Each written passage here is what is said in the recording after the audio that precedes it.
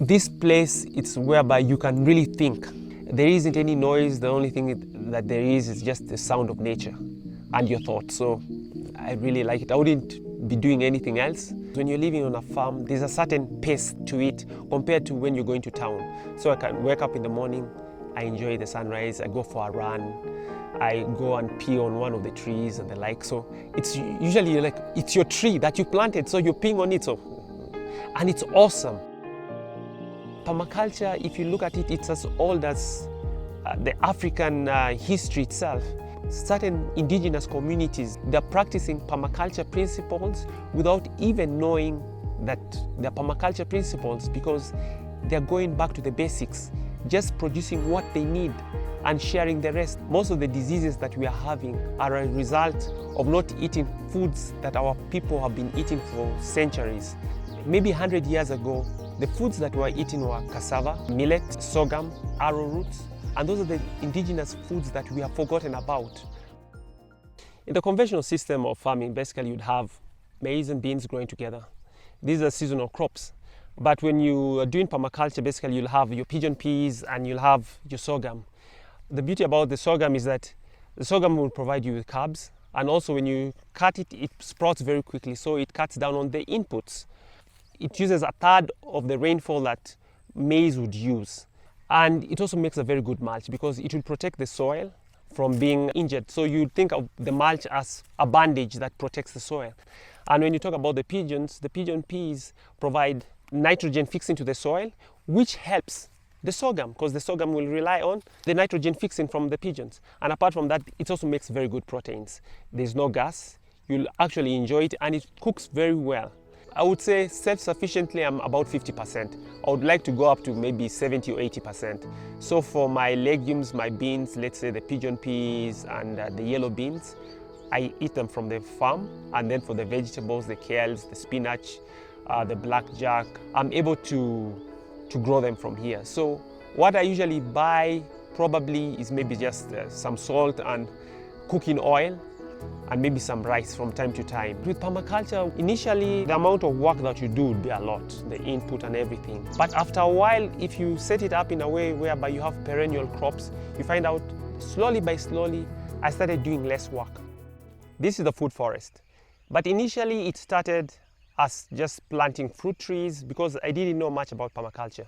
But later on when I learned about permaculture, I realized that you need to have the different layers, the high trees, the low trees, the shrubs, the climbers, and of course even the herbs. For example, this is blackjack.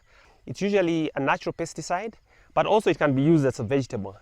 I also have the neem tree. The neem tree is also a natural pesticide. I've got apples, I've got mulberries, I've got guavas. You can use the leaves to fight against diarrhea. At the end of it all, you're responding creatively to change, and that's one of the principles of permaculture. For you to be able to do anything like permaculture and everything, the first thing that you need is water, and also to be able to store that water. So I've created swells or trenches, so I'm able to harvest that water, and at the end of it all, when it stops raining, the water goes back into the ground. I've put gutters on my roof. I just got some waste pipes and then cut them in the middle, and then now the water is supposed to get into the ponds. This is a fish pond, which is dimension is about 2.5 meters, and it will be able to contain about 10,000 liters of water when it's done. But at the moment, I'm using it to store water, which I'm very happy about because it now makes my work very easy. I don't need to use a wheelbarrow. I'm able just to use this container here, which is quite heavy, and be able to just pour it into the bananas that I have. Later on, after storing the water, I'll be able to use this as a fish pond.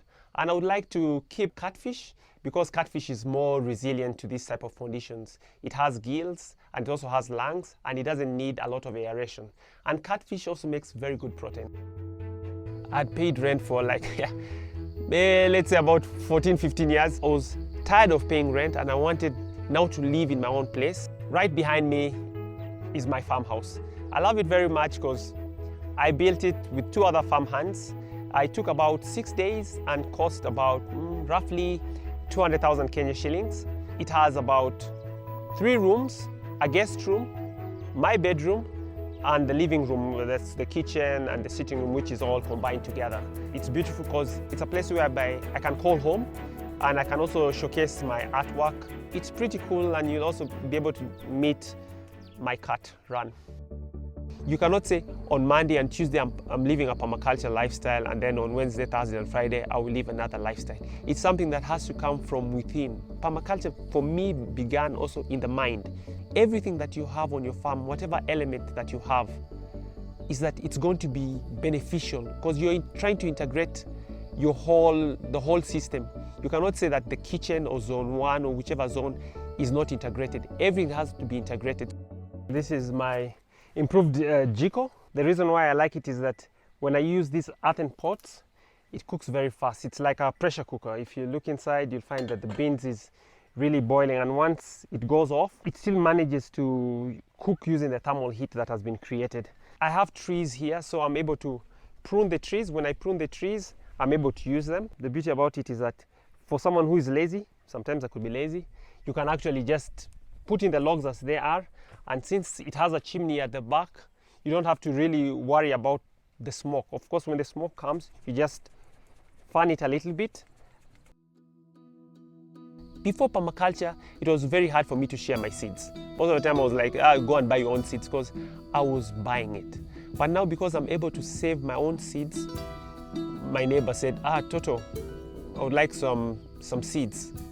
And I was like, all right, sure, come, have some. You cannot just want me, or take. You have to be able to share, because if you can't share, you cannot really claim to be holistic. So you try and give more than you take, and that's what I've been trying to do.